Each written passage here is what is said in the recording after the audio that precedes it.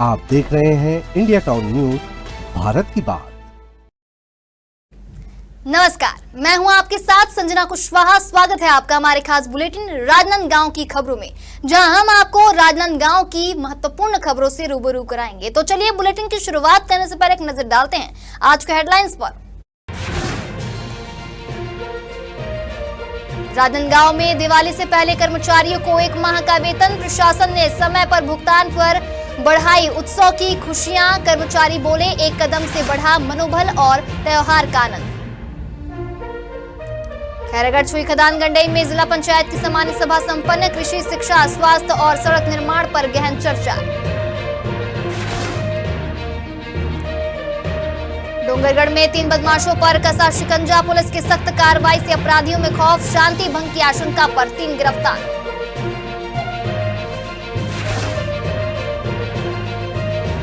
Collector ने किया नशा मुक्ति केंद्र का निरीक्षण, संस्था के पुस्तकालय में सुधार के निर्देश, हितग्राहियों से कलेक्टर ने की सीधी चर्चा। तो चलिए अब बढ़ते हैं राजनांदगांव की महत्वपूर्ण खबरों की ओर। राजनांदगांव में कलेक्टर जितेंद्र यादव ने नशा मुक्ति केंद्र का औचक निरीक्षण किया, जहां उन्होंने केंद्र में रह रहे लाभार्थियों से बातचीत कर उनकी सुविधाओं की जानकारी ली। वहीं कलेक्टर ने संस्था में सुधार के निर्देश दिए और पुस्तकालय को अद्यतन करने की बात कही। राजनांदगांव के कलेक्टर जितेंद्र यादव ने समाज कल्याण विभाग द्वारा अनुदानित समता जन कल्याण समिति के नशा मुक्ति केंद्र का निरीक्षण किया। निरीक्षण के दौरान उन्होंने संस्था में रह रहे 5 हितग्राहियों से बातचीत की और केंद्र में दी जा रही सुविधाओं की जानकारी दी। कलेक्टर ने संस्था के कामकाज की सराहना करते हुए पुस्तकालय को अद्यतन करने और आवश्यक सुधार कार्य जल्द पूरा करने के निर्देश दिए। वहीं उन्होंने कहा कि नशा मुक्ति केंद्र समाज में बदलाव की दिशा में महत्वपूर्ण भूमिका निभा रहे हैं और इनकी सेवाओं की गुणवत्ता बेहतर होनी चाहिए। बढ़ते हैं अगली खबर की ओर। राजनांदगांव पुलिस की एक सराहनीय पहल, जहां पुलिस ने कई महीनों और सालों से गुम हुए मोबाइल फोन ढूंढकर उनके असली मालिकों को लौटाए। आपको बता दें, डिजिटल युग में मोबाइल फोन सिर्फ संचार का माध्यम नहीं बल्कि जीवन का अहम हिस्सा बन चुका, और जब यह खो जाता है तो जैसे हमारी रोजमर्रा की जिंदगी का एक अहम हिस्सा भी खो जाता है। राजनांदगांव पुलिस ने साइबर सेल की मदद से एक विशेष अभियान चलाया, जिसके तहत शहर और आसपास के इलाकों में गुम हुए मोबाइल फोन का पता लगाया गया। वहीं पुलिस ने कुल 113 मोबाइल फोन बरामद किए, जिनमें से 45 मोबाइल उनके सही मालिकों को सौंपे गए। यह अभियान पुलिस अधीक्षक मोहित गर्ग के निर्देशन में चलाया गया। वहीं मोबाइल वापस मिलने पर लोगों के चेहरों पर खुशी साफ झलक रही थी। कई लोगों ने कहा कि उन्होंने उम्मीद छोड़ दी थी, लेकिन राजनांदगांव पुलिस ने उनकी खोई उम्मीदों को फिर से जगा दिया। सर, मेरा मोबाइल 1 मई से गुमा हुआ था। ये राजनांदगांव दुर्गा चौक है ना, वहाँ पे मेरा मोबाइल गुमा हुआ था।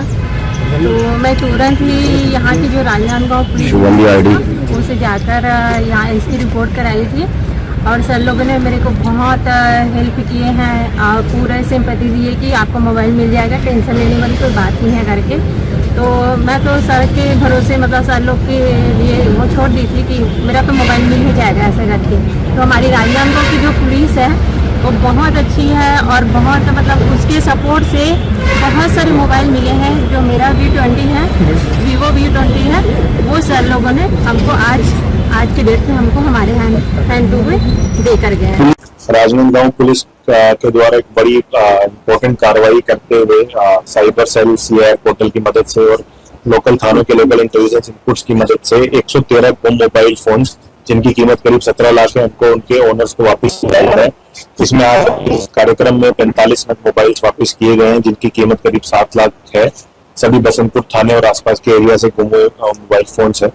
इनमें एक बड़ा उपयोग जो CI पोर्टल का पुलिस के द्वारा और लोगों के द्वारा किया जा रहा है। हमारी सबसे अपील है कि आपका अगर कभी भी मोबाइल फोन गुम होता है तो CI पोर्टल में तुरंत उसकी डिटेल डाल के उसको ट्रैकिंग ऑन करा दीजिए, ताकि नजदीकी थाने के पास में और आपके पास स्वयं भी उसका ट्रैकिंग डिटेल आ जाए, और जैसे वो फोन ऑन होता है या मिलता है तो उसकी डिटेल हमें मिल जाए। स्वामी विवेकानंद युवा जागृति मंच हर साल जरूरतमंद बच्चों के साथ सार्थक दिवाली मनाता है। वहीं संस्था के सदस्य अपनी पॉकेट मनी से बच्चों को नए कपड़े, मिठाई और स्कूल बैग देते हैं। इस साल 200 से अधिक बच्चों तक खुशियां पहुंचाई गई, जहां यह अभियान 2010 से निरंतर चल रहा है। स्वामी विवेकानंद युवा जागृति मंच 2010 से सार्थक दिवाली कार्यक्रम के जरिए जरूरतमंद बच्चों के चेहरों पर मुस्कान ला रहा है। संस्था के प्रदेश अध्यक्ष जीवन साहू ने बताया कि मंच किसी से चंदा नहीं लेता, बल्कि सदस्य अपनी पॉकेट मनी से कपड़े, मिठाई और स्कूल बैग खरीदकर बच्चों को वितरित करते हैं। इस वर्ष 200 बच्चों को नए कपड़े और शैक्षणिक सामग्री दी गई। साथ ही कंप्यूटर शिक्षा की मुफ्त सुविधा भी दी जा रही है। मंच के सदस्य बच्चों के घर जाकर उनके साथ समय बिताते हैं और पढ़ाई व खेल में आगे बढ़ने के लिए प्रेरित करते हैं। खैरागढ़ छुई खदान गंडई क्षेत्र की जिला पंचायत की सामान्य सभा की बैठक जिला पंचायत सभागार में संपन्न हुई, जहां बैठक की अध्यक्षता जिला पंचायत अध्यक्ष प्रियंका खमहन ताम्रकार ने की। बैठक में उपाध्यक्ष विक्रांत सिंह, सदस्यगण, विभिन्न विभागों के अधिकारी और जनपद पंचायत के प्रतिनिधि उपस्थित रहे। वहीं मुख्य कार्यपालन अधिकारी प्रेम कुमार पटेल ने पिछली बैठक की कार्यवाही का विवरण प्रस्तुत किया, जिसे सर्वसम्मति से अनुमोदित किया गया। बैठक में कृषि विभाग ने फसल बीमा योजना और धान पंजीयन की स्थिति पर विस्तार से जानकारी दी। कुछ किसानों के बीमा क्लेम गलत फसल नाम पर दर्ज होने से राशि नहीं मिली, जिस पर अध्यक्ष और उपाध्यक्ष ने तत्काल सुधार के निर्देश दिए। वहीं सांसद प्रतिनिधि खमन ताम्रकार ने जर्जर स्कूल भवनों की मरम्मत में देरी पर नाराजगी जताई और शिक्षा विभाग को शीघ्र कार्य पूरा करने का निर्देश दिया। प्रधानमंत्री आवास योजना की प्रगति पर भी चर्चा हुई और आगामी 1 नवंबर को कई आवासों के लोकार्पण की जानकारी दी गई। जिला चिकित्सालय अधिकारी ने जल जनित बीमारियों पर स्थिति स्पष्ट की और बताया कि अब जिले में कोई गंभीर स्थिति नहीं है। वन विभाग के पास 80,000 पौधे उपलब्ध हैं, जिन्हें इच्छुक किसान निःशुल्क प्राप्त कर सकते हैं। उपाध्यक्ष ने लोक स्वास्थ्य यांत्रिकी विभाग की अनुपस्थिति पर नाराजगी जताई और अधूरी जल योजनाओं की शीघ्र पूर्णता का निर्देश दिया। वहीं सांसद प्रतिनिधि ने सड़क निर्माण की गुणवत्ता पर ध्यान देने की आवश्यकता बताई। वहीं मछली पालन विभाग को तालाब लीज पर देने में तेजी लाने के निर्देश भी दिए गए हैं। हिंदू समाज का सबसे बड़ा त्योहार दीपावली बस 2 दिन दूर है और प्रशासन ने इसे लेकर विशेष तैयारी की है। आपको बता दें, इस बार कर्मचारियों के उत्साह और त्योहार की खुशियों को ध्यान में रखते हुए सरकार ने सभी कर्मचारियों को 1 माह का वेतन समय से पहले जारी कर दिया है। तो वहीं राजनांदगांव नगर निगम के सभी कर्मचारियों के खातों में वेतन सीधे ट्रांसफर कर दिया गया है। इसका उद्देश्य यह सुनिश्चित करना है कि कर्मचारी भी अपने परिवार के साथ दीपावली धूमधाम से मना सके। प्रशासन का यह कदम कर्मचारियों की मनोबल और कार्यकुशलता बढ़ाने के साथ साथ त्योहार की खुशियों को दोगुना करने वाला है।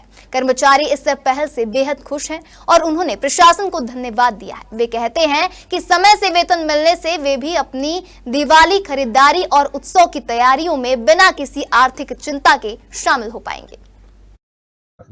नगर निगम के जो नियमित कर्मचारी हैं, मास्टर रोल कर्मचारी हैं और प्लेसमेंट कर्मचारी हैं, सभी को हमारा ये प्रयास है कि सितंबर पे अक्टूबर जो वेतन मिलना है वो वेतन भी दे दें और हमारा ये प्रयास है कि सभी को लगभग पात्रता अनुसार 10,000 या 5,000 का जो उनको वेतन का अग्रिम देना है वो भी हम दे पाए, ये हमारा प्रयास है। खबर डोंगरगढ़ से है, जहां डोंगरगढ़ पुलिस लगातार अपराध और असामाजिक तत्वों पर शिकंजा कस रही है। पुलिस अधीक्षक मोहित गर्ग के निर्देश पर टीम ने एक बार फिर सख्त कार्रवाई करते हुए 3 बदमाशों के खिलाफ प्रतिबंधात्मक कार्रवाई की है। आपको बता दें, यह कार्रवाई उन लोगों पर की गई है जिनसे क्षेत्र में शांति भंग होने की आशंका थी। डोंगरगढ़ पुलिस ने एक बार फिर यह साबित कर दिया है कि अपराध और अपराधियों के लिए अब जिले में कोई जगह नहीं है। आपको बता दें, एसपी मोहित गर्ग के निर्देश पर एएसपी राहुल देव शर्मा व एसडीओपी आशीष कुंजाम के मार्गदर्शन में पुलिस ने शहर भर में गश्त और पेट्रोलिंग तेज कर दी। इसी दौरान पुलिस टीम ने शांति भंग करने की आशंका के चलते 3 बदमाशों सन्नी साहू, मुन्मत मंडाले और महेंद्र पांडे के खिलाफ BNSS की धारा 170, 126, 135 3 के तहत कार्रवाई की। वहीं तीनों आरोपियों को गिरफ्तार कर एसडीएम कार्यालय में पेश किया गया, जहां पुलिस का कहना है कि डोंगरगढ़ थाना क्षेत्र में किसी भी प्रकार की अवैध गतिविधि या आपराधिक हरकत बर्दाश्त नहीं की जाएगी। हमारे खास बुलेटिन राजनांदगांव की खबरों में फिलहाल इतना ही। तमाम खबरों के लिए बने रहिए इंडिया टाउन न्यूज के साथ। नमस्कार। आप देख रहे हैं इंडिया टाउन न्यूज, भारत की